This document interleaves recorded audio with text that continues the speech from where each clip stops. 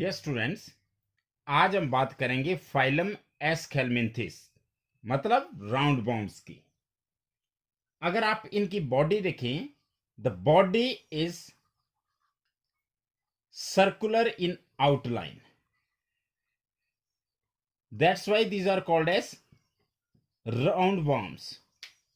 क्योंकि इनकी बॉडी जो होगी वो ऐसे होगी, सर्कुलर होगी आउटलाइन में, तो इसलिए इन्हें क्या कहते हैं, राउंड वॉर्म्स कहते हैं। जैसे हमने बात की थी प्लेटिहेलमिंथिस की, तो उनकी बॉडी डॉर्सो वेंट्रली फ्लैटेंड थी, दोनों साइड से फ्लैट थी।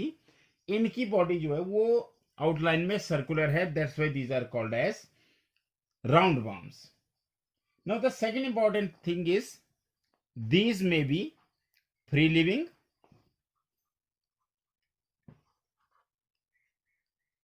aquatic,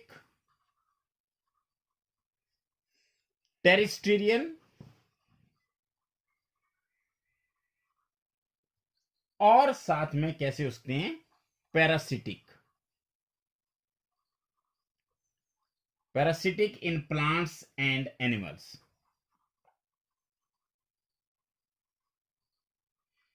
तो देखिए ये बहुत इंपॉर्टेंट चीज है कि ये तो फ्री लिविंग होते हैं। तो फ्री लिविंग है तो टेरेस्ट्रियल मतलब जमीन में भी रह सकते हैं, एक्वेटिक मतलब पानी में भी रह सकते हैं, और जब ये किसी दूसरे ऑर्गेनिज्म पे रहते हैं तो इन्हें पैरासाइट कहा जाता है। और ये किस में होते हैं पैरासाइट, या तो प्लांट्स में होते हैं या किस में होते हैं, एनिमल्स में होते हैं। तो एक इंपॉर्टेंट चीज मैंने आपको बताई कि इनकी जो बॉडी है उसकी आउटलाइन है सर्कुलर, और सर्कुलर आउटलाइन की वजह से इन्हें राउंड वॉर्म्स कहा जाता है। दूसरा, अगर हम इनके हैबिटेट की नेचर की बात करें तो ये फ्री लिविंग होते हैं। फ्री लिविंग का मतलब होता है कि किसी दूसरे ऑर्गेनिज्म पर नहीं रहते, एक्वेटिक भी हो सकते हैं और टेरेस्ट्रियल भी होते हैं। अगर ये पैरासाइट्स हो, पैरासिटिक फॉर्म्स के रूम में जब ये होते हैं तो ये या तो प्लांट्स में होते हैं या एनिमल्स में होते हैं। अब अगर लेवल ऑफ ऑर्गेनाइजेशन की हम बात करें तो लेवल ऑफ ऑर्गेनाइजेशन, इनमें किस तरह का लेवल ऑफ ऑर्गेनाइजेशन होगा। तो लेवल ऑफ ऑर्गेनाइजेशन यहां अगर हम बात करें तो अब organ system level of organisation होगा।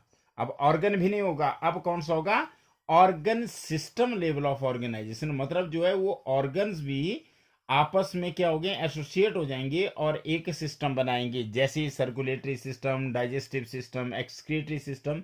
तो अब सिस्टम की बात होगी, ऑर्गन्स की बात नहीं होगी। मतलब जब हम लेवल ऑफ ऑर्गेनाइजेशन की बात करेंगे तो हम वहां पर कहेंगे कि इनका organ system level of body organisation है। तो अगर हम इसके बाद बात करें सिमेट्री की, तो सिमेट्री के केस में इनकी सिमेट्री जो होती है वो बाइलेटरल होती है। सिमेट्री मैंने आपको बता दिया कि बाइलेटरल सिमेट्री का क्या मतलब होता है। बाइलेटरल सिमेट्री का मतलब होता है कि किसी पर्टिकुलर प्लेन से जब आप इनको काटेंगे तो इनके बॉडी के दो बराबर हिस्से हो सकते हैं, पर एक पर्टिकुलर प्लेन से, एक ही पर्टिकुलर प्लेन से।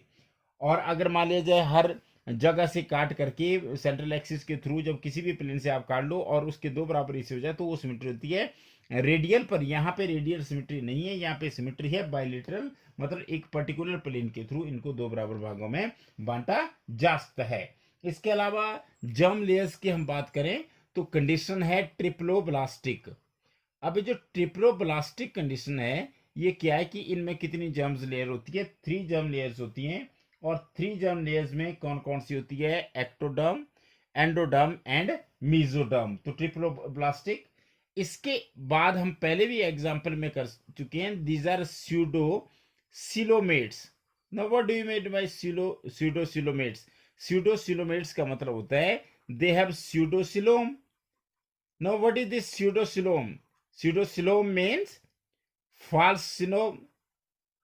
फॉल्स सिलोम का क्या मतलब हुआ कि बॉडी कैविटी, इनमें क्या होती है, कैविटी तो है गट वॉल और बॉडी वॉल के बीच में, पर वो मीजोडर्मिस से लाइंड नहीं है। तो इस तरह के सिलोम को कहा जाता है स्यूडोसिलोम। मतलब अगर सिलोम की लाइनिंग जो है वो मीजोडर्मिस से हो तब तो उसे क्या कहते हैं, तब उसे कहते हैं सिलोम। मतलब वो बेसिकली मीजोडर्मिस के स्प्लिटिंग होने से बनता है, इसलिए उसे सिलोम कहते हैं। पर यहाँ पे जो होगी वो लाइनिंग मीजोडर्मिस से नहीं होगी सिलोम की, that's why this coelom is called as pseudocoelom and these are pseudocoelomates. तो ये हमारे पास सीडोसिलोमेट्स आ गए।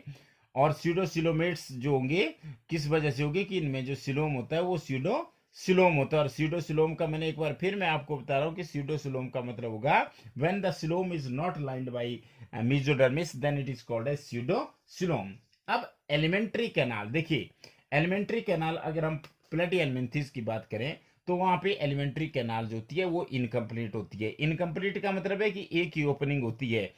और यहां पर जो एलिमेंट्री कैनाल है, एलिमेंट्री कैनाल कैसी होगी, यहां पर वो कंप्लीट होगी। एलिमेंट्री कैनाल कंप्लीट का क्या मतलब है कि माउथ भी है और एनस भी है। मतलब क्या होगा, इंजेक्शन भी होगी और इजेक्शन भी होगी। इंजेक्शन के लिए माउथ है और इजेक्शन के लिए क्या है, एनस है।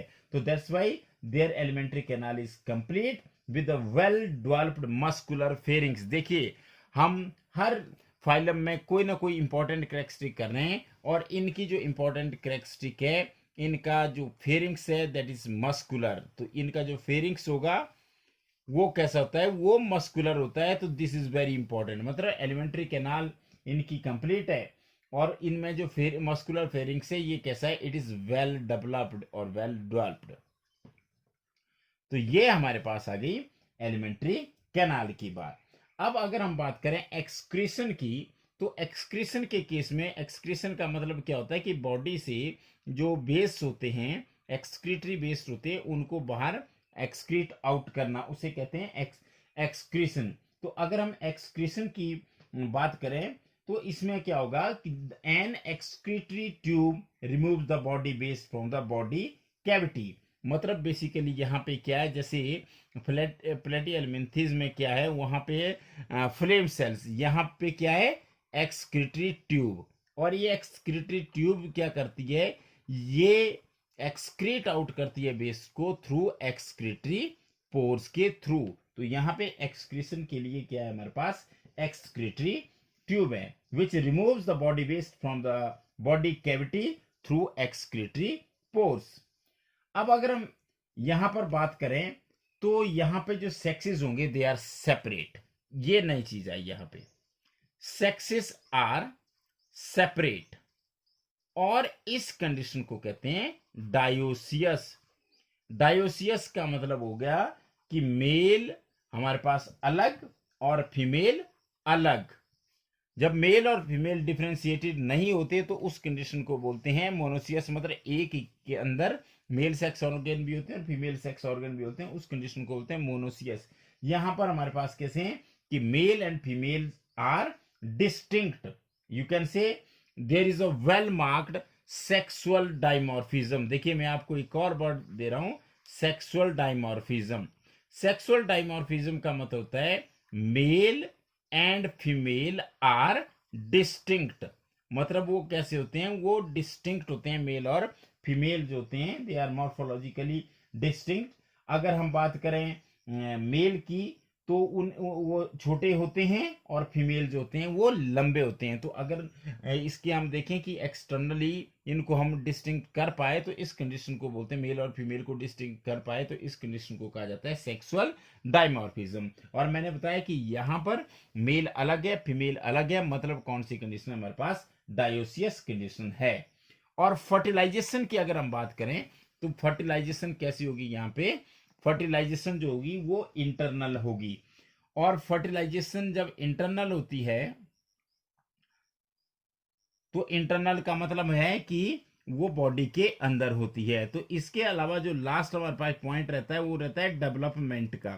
तो जो डेवलपमेंट है या तो डायरेक्ट होती है या इनडायरेक्ट होती है। तो यहाँ पे डायरेक्ट भी हो सकती है और हमारे पास क्या होगी, इनडायरेक्ट भी हो सकती है। तो ये हमारे पास आ गया कि डेवलपमेंट किस तरह की डेवलपमेंट है। उसे कहते हैं डायरेक्ट। अगर कब कहते हैं डायरेक्ट, अगर हमारे पास क्या आ गया एडल्ट और जो उनके प्रोजनी होती है, अगर वो बिल्कुल सेम हो, पेरेंट्स और प्रोजनी बिल्कुल सेम हो, किसी लार्वा स्टेज के थ्रू ना जाए, तो इस तरह की डेवलपमेंट को डायरेक्ट कहा जाता है। और अगर हम मतलब when young one resemble the adult, तो इस कंडीशन को कहते हैं यंग वंस रिजेंबल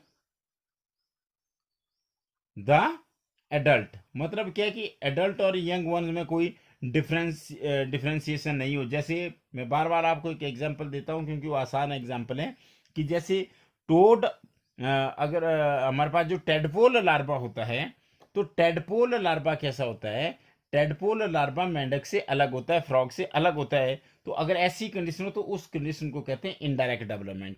पर अगर मान लीजिए जैसे ये हमारे पास, हमारे केस में डायरेक्ट डेवलपमेंट होती है कि एडल्ट भी वैसा दिखता है, बच्चा भी वैसा दिखता है, तो इस तरह की डेवलपमेंट को कहते हैं डायरेक्ट। और इनडायरेक्ट के केस में कैसा होगा, इनडायरेक्ट के केस में जो एडल्ट होगा वो डिफरेंट होगा और यंग वन कैसा होगा, वो डिफरेंट होगा। That is called as indirect. And indirect development always proceeds through, that is the larval stage. अगर लाइफ में लार्वल स्टेज हो तो समझ लो कौन सी डेवलपमेंट है, इनडायरेक्ट है। और अगर कोई लार्वल स्टेज नहीं आई तो उसे क्या कहते हैं, उसे कहते हैं डायरेक्ट डेवलपमेंट। तो अगर हम इसके एग्जांपल्स की बात करें तो सबसे पहले आप देख सकते हैं एस्कैरिस। तो एस्कैरिस यहाँ पर आपको दिखाया भी जा रहा है, स्क्रीन पर दिखाया जा रहा है। मेल और फीमेल आपको दिखाए जा रहे हैं। जो मेल होता है वो आप देख सकते हैं कि बॉडी में छोटा होता है, और जो फीमेल है वो बॉडी में बड़ी है। तो it means it has well marked sexual dimorphism. और इसी एस्कैरिस को राउंड वर्म भी कहते हैं। इसके अलावा एक और मैं आपको एग्जांपल दे रहा हूं, इट इज बुचरेरिया। ये जो बुचरेरिया है इसका एक और नाम है, वो नाम है फाइलेरिया। इससे जो बीमारी होती है फाइलेरियासिस डिजीज होती है। और फाइलेरिया वॉर्म भी अभी आपकी स्क्रीन पे है, और इसको आप देख सकते हैं कि फाइलेरिया किस तरह का होता है और कैसे इसका ट्रांसमिशन होता है, ये बाद की बात है। लेकिन आपको ये पता करना है कि इसकी जो आउटलाइन है वो सर्कुलर है, और ये कौन सा है, ये एस्केलमेंथिस का है। इसके अलावा जो लास्ट एग्जांपल है एनकाइलोस्टोमा या एनसाइलोस्टोमा। एनकाइलोस्टोमा, एनकाइलोस्टोमा जो होता है इसे क्या कहते हैं, हुक वर्म कहते हैं। और ये भी अभी आपकी स्क्रीन पर है, आप इसे पहचान सकते हैं कि हुक वर्म किस तरह का होता है। तो ये इसके एग्जांपल है AWA Ascaris, round worm, Wuchereria, filaria worm and Ancylostoma. आ गया हमारे पास हुक वर्म। तो इसके अलावा मैं आपको लास्टली एक रिपीट कर रहा हूँ, इस टॉपिक को रिपीट कर रहा हूँ कि जो एस्केलमेंथिस होते हैं उन्हें राउंड वर्म्स इसलिए कहते हैं क्योंकि उनकी बॉडी जो होती है वो सर्कुलर होती है आउटलाइंस में। They are free living, aquatic, terrestrial, and they are also parasitic in plants and animals. The level of organization in Aschelminthis is organ system, and they are bilaterally symmetrical, or they have triploblastic condition. And the coelom present in case of Aschelminthis is pseudocoelom, and it is called as false coelom because it is not lined by the mesodermis. The alimentary canal is complete. There is mouth as well as anus, and the well-developed muscular pharynx is present. Now the excretion takes place through excretory tube, which excretes out the excretory waste through excretory pores. And the sexes are separate, means the dioecious condition is there, that is male and female are separate. And there is a sexual dimorphism, means male and female are distinct. Fertilization is internal, and the development may be direct or indirect. When young one resemble the adult, this condition is called as direct. And when there is a larval stage in the life of the organism, that is called as indirect development. तो अब next video में हम बात करेंगे phylum Annelida की। Thank you very much.